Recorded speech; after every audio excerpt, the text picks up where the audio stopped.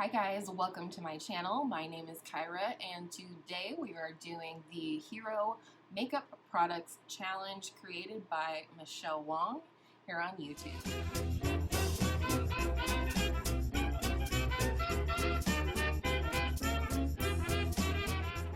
Now I first saw this idea from Samantha March, meaning she saw Michelle's video and then she did the video as well, and so that was the first one that I saw.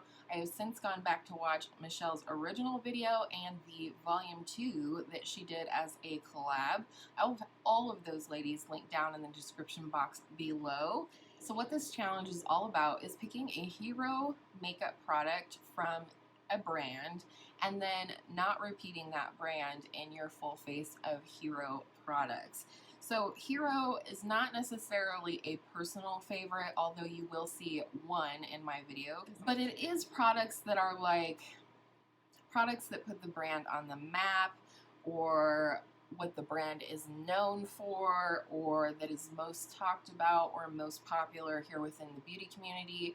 For me, some of these are past, like in my past of my journey in beauty, and some are very current. With all of that said, let's go ahead and get into it, and you can see how I created this full face of hero makeup products. So definitely a star product in the primer category. When I came on the scene, I have both of these hero products, but they are the BECCA primers. There's the backlight priming filter, which is very, very glowy, and then there is the first light priming filter, which is my personal favorite, which is, you know, a soft, luminous glow and makes a smooth canvas for makeup.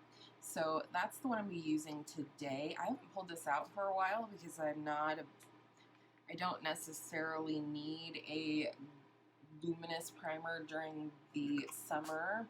My oils and my sweat do that work for me. It's a little bit purple, so I think it is brightening, and I'm going to mostly apply this on the perimeters of my face. That's what I'm saying. Next is a product that is definitely not a favorite product for me, but it is the hero product from the brand. And I'm talking about IT Cosmetics, and of course I'm talking about the IT CC Cream. Yeah, whole long name. SPF 50 in it, which is great. This used to be a holy grail for me, which is really interesting.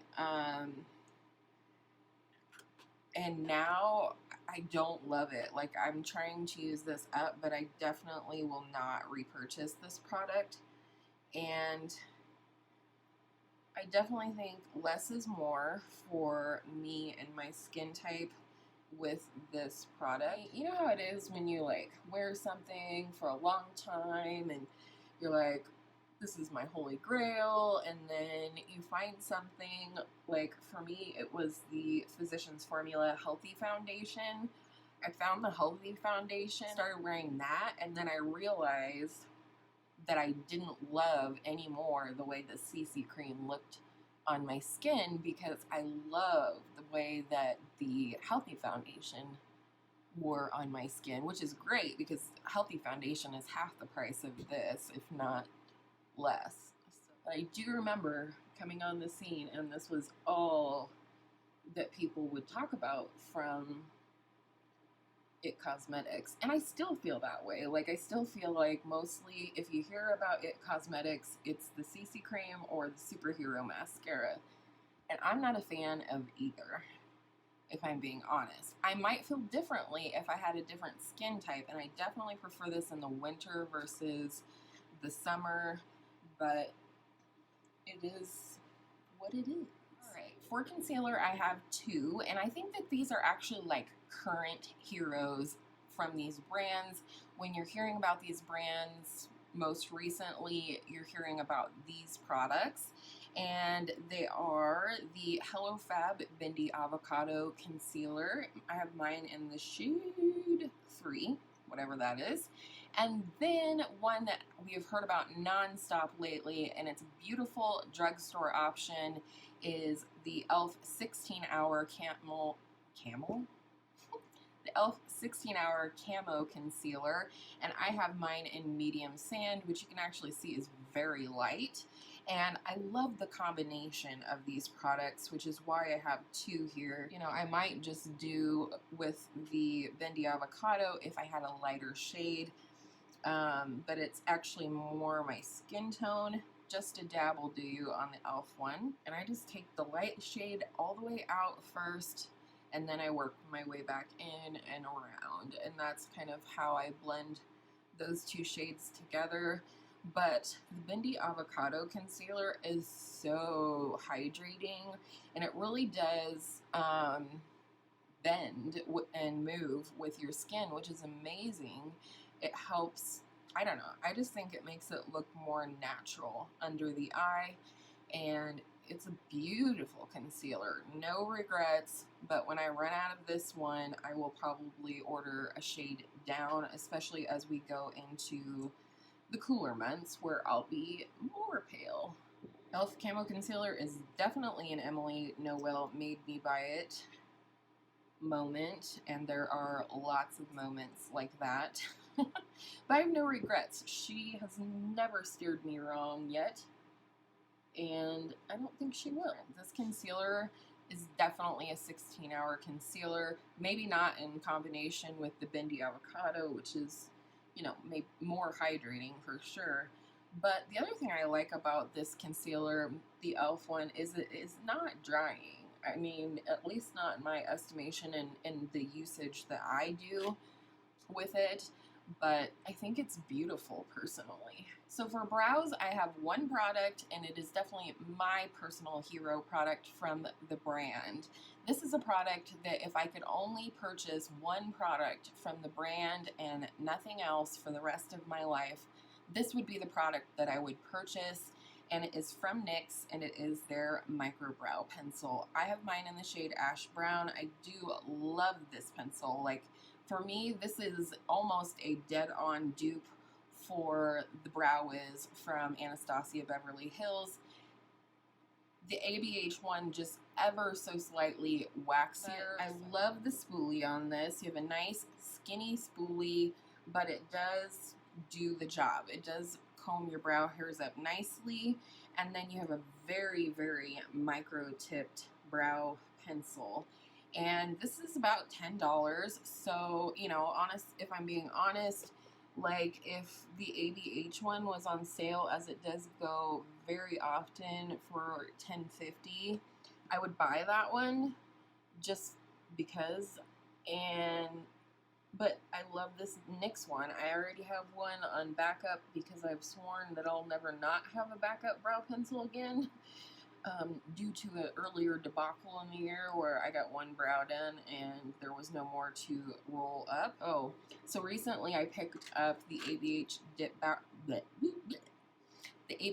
Dip Brow Gel, and that stuff is so hard to work with. So you would have seen the brow gel on my Wednesday video when I did a look with the Tasty Avocado palette and did a get ready with me using new products from my beauty budget. It's hard. It's hard to work with for me. I don't know. I don't know why I can't seem to work with it. But in fact, I felt very validated when I was watching Michelle Wang's, I don't remember if it was her volume 1 or 2 version of this video, but she talked about how she really couldn't work with the ABH Dip Brow Gel as well, so I feel justified and validated. Next is powder, and I'm pretty sure you guys are going to see this coming. I believe Samantha March also had this as her option, but it's the only powder that I have that had any sort of buzz on YouTube. And actually, this had buzz at the beginning when I started my journey in beauty and watching YouTube, and it is still something that comes up regularly now. I think this is definitely everyone's hero product from this brand, and that's Laura Mercier, and I'm talking about the Loose Translucent Setting Powder. This is the mini, and I do love this powder. I do think it is worth the hype. This is the nicest loose powder that I have tried so far in my journey in beauty, and I really like it. I think it does the job. I like that it is translucent, so it's not adding coverage because I don't want or need the coverage. I also like that I can set my under eye as well as my face with this powder. A lot of loose powders that I've tried and that I have, it's something that I wouldn't want to put on my under eyes. It would make me look 1,000 years old. All right, next is bronzer, and Samantha March did mention the butter bronzer, and that is definitely a hero from the brand. I wanted to avoid as many repeats as possible because if you want Sam's picks, you can go check out Sam's channel, and I absolutely love her picks and agree with them wholeheartedly. But for the sake of making a different video, I picked the Benefit Hoola bronzer. This is a mini. I also have a full size in the palette. This is not by any means my favorite bronzer, but it's a decent matte bronzer. It's honestly the first product that I really heard about from Benefit when I first started my journey in beauty. So this was definitely a hero. I know a lot of people are still really into this bronzer.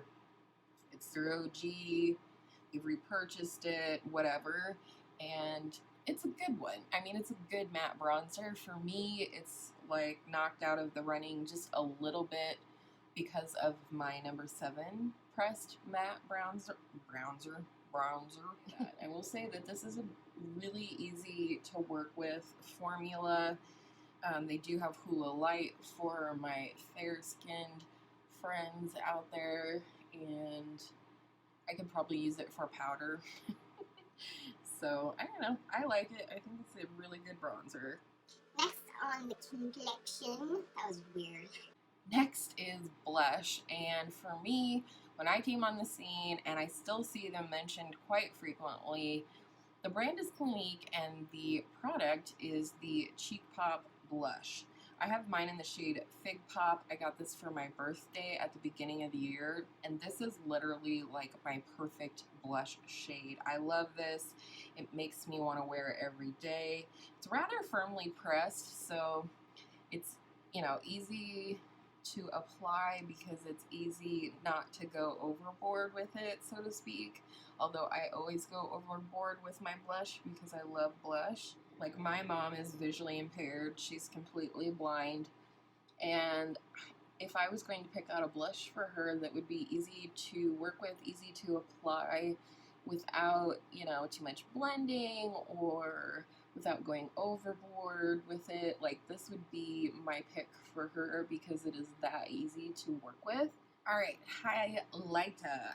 This is one of my favorite in my collection. It's something that I sort of lusted for about the first year of my journey in beauty here on YouTube, and I finally got one as a gift for Christmas last year, and it is the Laura Geller Baked Gelato Swirl Illuminator, and I have mine in the shade Peach Glow. These were definitely raved upon when I first got on YouTube, but it's still something that I see regularly, and this is such a beautiful, I don't know, I feel like it's natural. It's so very easy to blend, and it's, I don't know, very, I don't want to say subtle because it can definitely be built up to where it's not subtle, and I'm going to try here. But I love this. I would definitely like to try another one, probably a pink one. I think there's one called Ballerina, maybe, that's pinkier, like a light icy pink, which is a shade I definitely love in a highlighter. Alright, so that's the face done. At this point, I'm going to set my face, and the setting spray, while I don't have it in its original bottle, this is exactly what I think about when people mention the brand. And that is the Badescu facial spray, and this is the one with aloe, green tea, and sage and orange blossom. It's the orange one. Love, love, love this fragrance. This is not something that really adds longevity to my makeup, but it does set down the powders and help everything sort of melt in together and into the skin. So here we go. Love it. And I keep it in this different bottle because I love the fine mist from this. So for the eyes, definitely 100% hero product from the brand, and that is the Urban Decay Primer Potion. This is the anti-aging version because it's going to make my eyes look younger or something. Anyhow, this is definitely for me a hero product, and it's the only one I use. For me, I love this because it definitely gives a bit of a tacky base for the shadow to cling to. Most of the time, I do not feel like I need to set this product down with a powder, and I like that because less layers is more when you are, you know, aging, as we all are. We're all aging. For eyeshadow, this was so hard, and I very nearly went with Natasha Denona because I definitely immediately think of her brand when I think of eyeshadows. However, Samantha and Michelle Wang both chose Natasha Denona for their videos, and so I thought, what is the other brand that I immediately think eyeshadow when I hear that brand? And that is ColourPop. Oops. And this is new to my collection. You guys haven't seen me talk about or use this on my channel, but I wanted this literally since I started watching YouTube, which was about the time that this palette came out in collaboration with Kathleen Lights. I'm gonna first go in with this shade, Shining Star. And I don't know why I never bought this palette. Probably because I'm like, oh, I don't need another neutral palette, which I don't. But this color story has just always appealed to me. Every time I see somebody do a look with it, I feel inspired.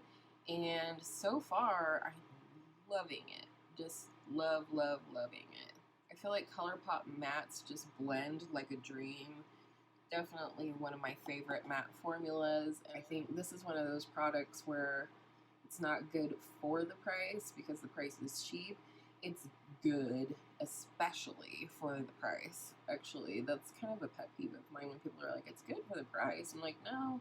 Is it good or is it not good? Because it's either one or the other, and it really doesn't matter about the price, does it? So I think I'm going to go in with Mermaid Boy all over the outer 2/3 of my lid. Oh my goodness. Holy moly. That is gorgeous. See? This is why I needed this in my life. I like every single shade in this palette, and that's super rare. Like, more often than not, there's at least one shade in the palette that is a throwaway shade for me, so to speak, and there's not a single one in this palette. I like every single shade. Alright, next I'm going to go into Water Bearer, this dark teal here. I'm just going to kind of deepen up or define the outer corner and then pull it up in the crease a little bit. Just kind of to have a matte, almost like a matte barrier between the lid shade and the transition shade. I feel like ColourPop shadows are just so user-friendly. And I only have 2 ColourPop palettes, you know, full disclosure. I have this palette now, and I have the Element of Surprise palette, which I received in a BoxyCharm. But, like, I love them both. I definitely think there are shades in the Element of Surprise palette that I don't love, but not in this one. I feel like the obvious choice would be like this teal duochrome down here called Kaleidoscope, but I actually think I want to go in with this pink shade right here called Sweet Dreams. It's kind of like a blush with a gold-ish shift. I'd totally be willing to do a 3 looks 1 palette with this palette if you guys are interested. I realize that's very old news at this point, so if you're not interested, no hard feelings from me. Okay, lower lash line. I think I'm going to... I think I'm going to go in with Elfish. This dark brown here, and even this one has like a, I don't know, a tint, or a hint, rather, of like a rose shade to it, which I love. I don't know what it is about browns that have a hint of rose to them, but I'm all about it. Probably because I really like a dusty rose shade, stuff like that. Alright, and then to blend this out, smoke it out a little bit in the eye bag region, I'm going to go back into Shooting Star. This is definitely one of those palettes that I feel like it's just something I'll reach for regularly for getting out the door. Very natural or light makeup days when I want to do very simple, natural eye look, which I really don't think I'm capable of anymore, but whatever. And for the inner corner, I think I'm going to go ahead and use Moony. This is very soft, almost satiny texture, and I really like it. As always, I kind of like to bring my inner corner highlight up a little bit. That's it for the Dream Street palette today. For eyeliner, for me, this was definitely something that was very popular on YouTube when I first came on the scene. And that is the Marc Jacobs Highliners. These are a gel, a matte gel eye crayon. This one is. They do have shimmer ones. I love this. This is a beautiful brown liner. I mean, these are ridiculously expensive. And I do have less expensive eyeliners that work just fine, but I freaking love these. They stay in place really well in the upper waterline area, which is where I like to tightline, and it's just a beautiful formula. This is a product that has been, like, most recently a hero product from the brand.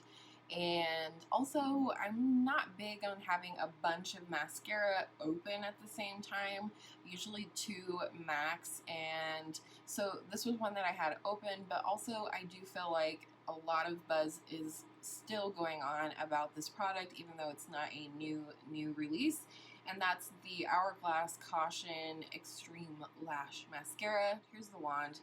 Looks pretty normal, but it is a silicone wand, so right there we have points off. I don't like a silicone wand. It doesn't, I just feel like it doesn't do anything for my lashes. It might do volume, but not length. But it blows my mind because the reason I requested this little sample from Sephora, the Point Perks, is because I love Canadian YouTubers, but specifically Samantha Ravindal. She is like comic relief and just a beautiful person inside and out. And this is her holy grail. Like, she uses nothing else mascara, and it blows my mind because I really strongly dislike it. Just don't like how my lashes look when I wear this. It'll be hard for you to tell on camera, but I think mascara is a really personal thing, isn't it? It could start wars, couldn't it? I think some people are just so passionate about the type of mascara they like. You know, everybody's different in their needs in terms of their lashes. Last but not least, we has lips. This lip liner, hands down, I knew I had to have it. I used to watch a YouTuber called Dramatic Mac. She's an Australian YouTuber and very sweet, lovely, and she is a fiend for MAC, or at least she used to be. And so on her recommendation, I picked up the MAC lip liner in the shade Whirl. And fortunately, this is like my Lips But Better perfect shade. And I love this pencil because it's firm, but it doesn't tug at the lips, and it's just perfect. It's long-lasting product in terms of I've had this for a long time, and I use that lip liner with almost everything. And I do have the matching lipstick. I do have the lipstick in Whirl, but today I wanted to pull from kind of the warm crease that we have going on, and this is definitely a classic.